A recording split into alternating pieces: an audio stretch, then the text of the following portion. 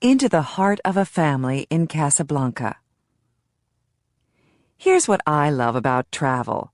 Strangers can often amaze you. Sometimes a single day can bring a beautiful surprise, a simple kindness that opens your heart and makes you a different person by the time you go to sleep, more tender, less jaded than you were when you woke up. This particular day began at 7 in the morning in Casablanca. My friend Miguel and I were going to visit Abdelatif, a young man we'd worked with on a volunteer project in Kenitra, an industrial city on the Moroccan coast. He'd been expecting us to arrive in Casablanca for a few days now, and since he had no telephone, he'd written down his address and told us to just show up. His mother and sisters were always at home.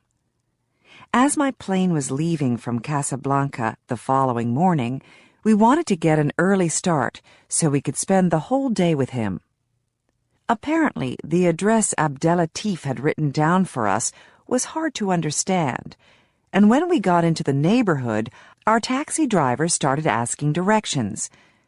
Eventually, with the help of a policeman and then a little boy, we were led to a house down a winding road. Our driver went to the door and inquired. He came back to the cab, saying Abdelatif's sister was in this house visiting friends and would come along to show us where they lived. Soon, a girl of about 16 emerged from the house. Surprisingly, she didn't resemble Abdelatif at all. Still, I'd seen other families where children didn't look alike, so I didn't give it too much thought. We waited in the yard while the sister went in and returned accompanied by her mother, sisters, and brother-in-law, all of whom greeted us with cautious warmth. We were shown into a pristine home with multicolored tiles lining the walls. The mother told us in broken French that Abdelatif was out, but would be home soon. We sat on low cushioned seats in the living room, drinking sweet mint tea and eating sugar cookies, while the family members took turns sitting with us and making shy, polite conversation that frequently lapsed into uncomfortable silence.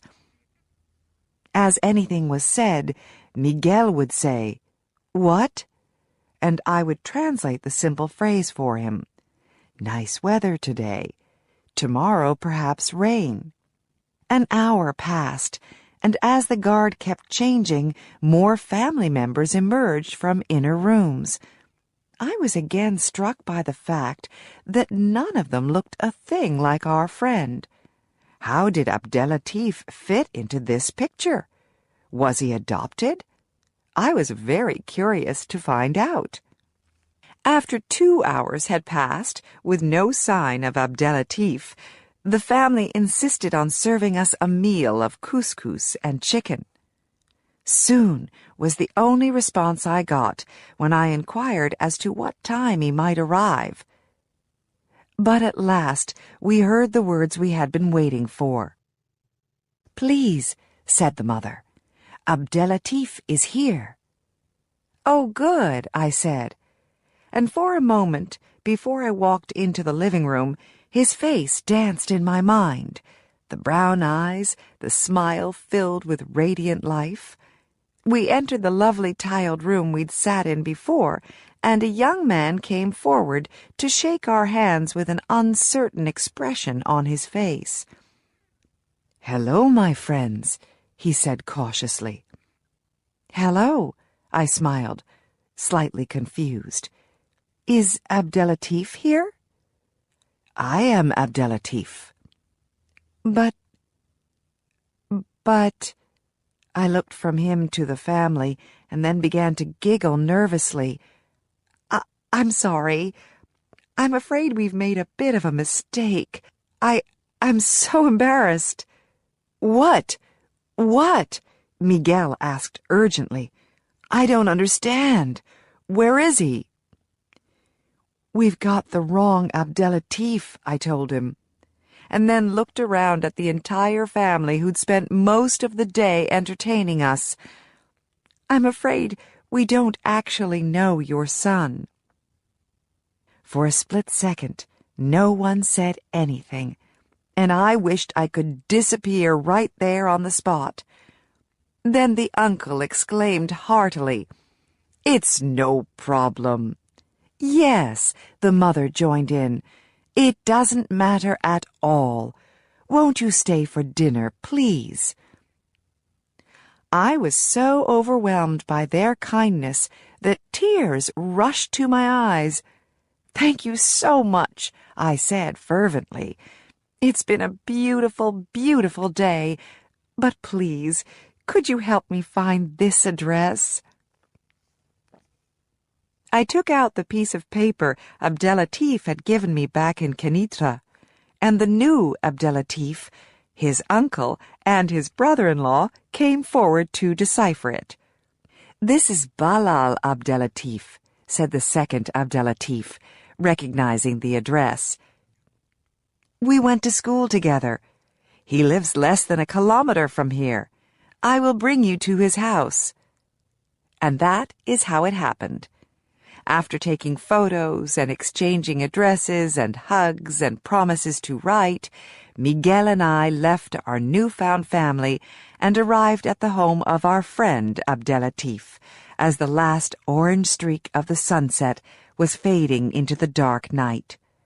There, I reached out and hugged him with relief, exclaiming, "I thought we'd never find you."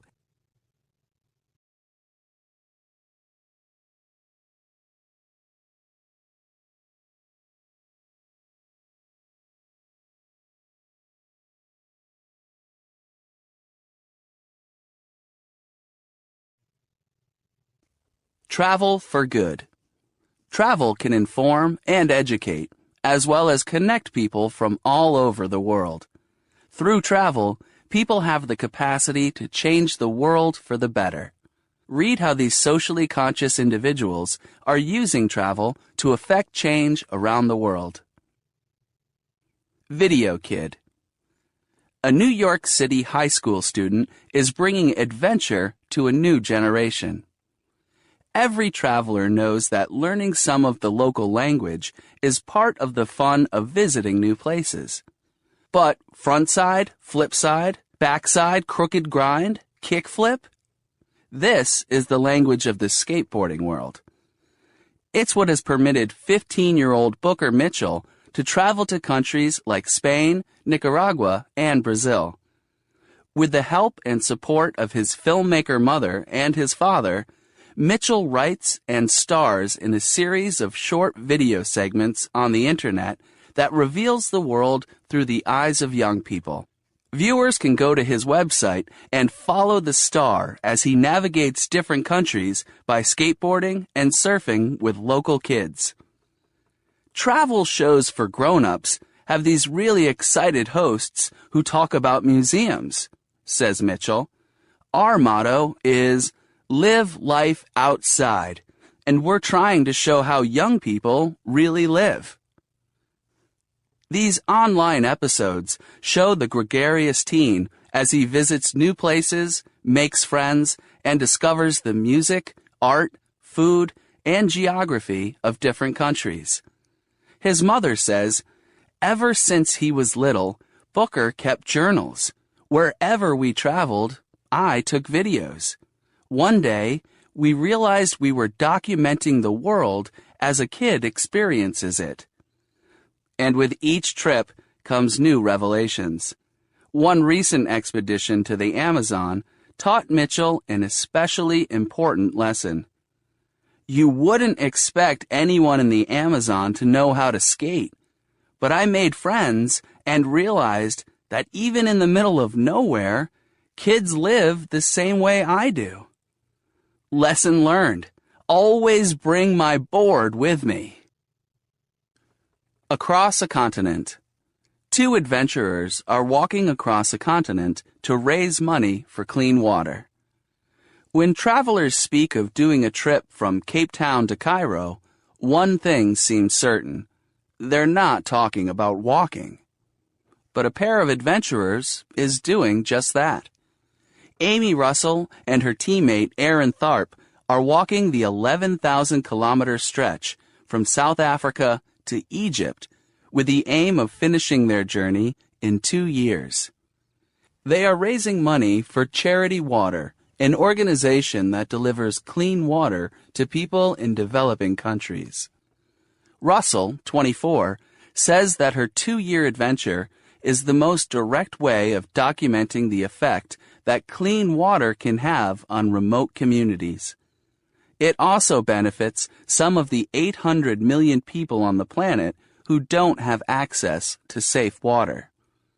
Russell uses her blog to describe the trip's highs and lows, discussing everything from border crossings to obscure food to different perspectives on the AIDS crisis in Africa. When asked what inspired her to take on the challenge, Russell replied, "I have strong convictions about fighting injustice and poverty in sustainable ways, which led me to be an advocate for Charity Water. I saw this trip as a potential way to support them and help end the world water crisis."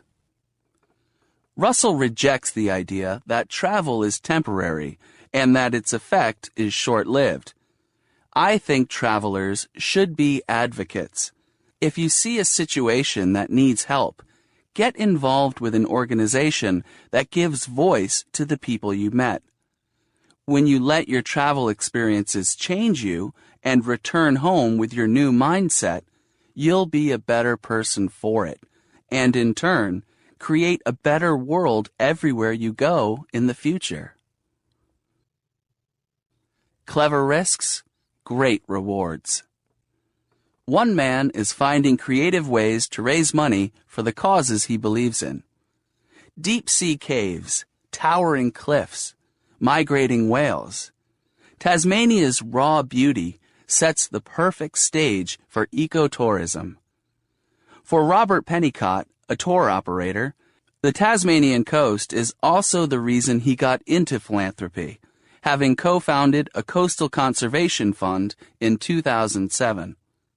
In its first year, the fund helped save more than 50,000 seabirds from attacks from wild cats. This initial success turned Pennicott into a daringly innovative philanthropist.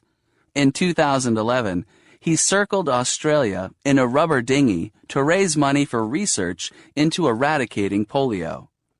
The trip took 101 days and injected nearly $300,000 into the polio vaccination fund, proving that clever risks can produce great rewards. "When I die, I want to have made a difference in the world," says Pennicott, who gives at least a quarter of his tour company's profits to conservation and humanitarian issues. Every little bit helps, and a lot of little contributions add up to make a big difference, he says. Pennicott will soon bring his polio philanthropy to Afghanistan, Pakistan, and Nigeria, the last 3 countries where the disease remains widespread. His latest project brings him closer to home. He's working to rid the ocean of plastic trash. The scale of this problem is enormous, he says. About 100,000 marine animals and 1 million seabirds each year are killed after eating or being caught in plastic. Pennicott says travelers can do their part by choosing responsible tour companies that invest in conservation.